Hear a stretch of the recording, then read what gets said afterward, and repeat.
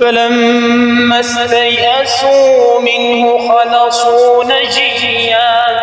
قال كبيرهم ألم تعلموا أن أباكم قد أخذ عليكم موثقا من الله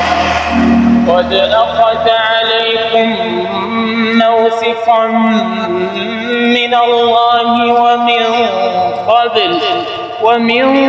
قبل ما فرطتم في يوسف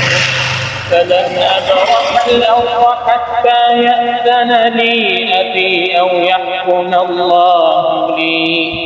وهو خير الحاكمين ارجعوا إلى أبيكم فقولوا يا أبانا إن ابنك سرق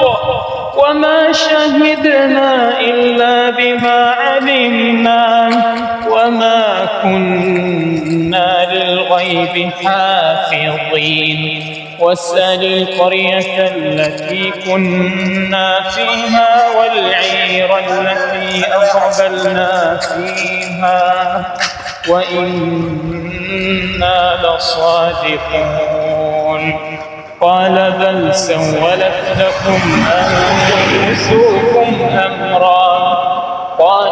سولت لكم أنفسكم أمرا فصبر جميل عسى الله أن يأتيني بهم جميعا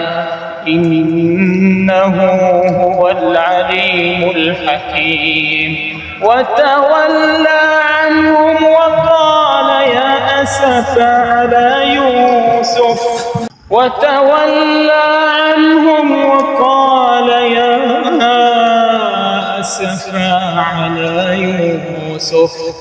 وابيضت عيناه من الحزن فهو كظيم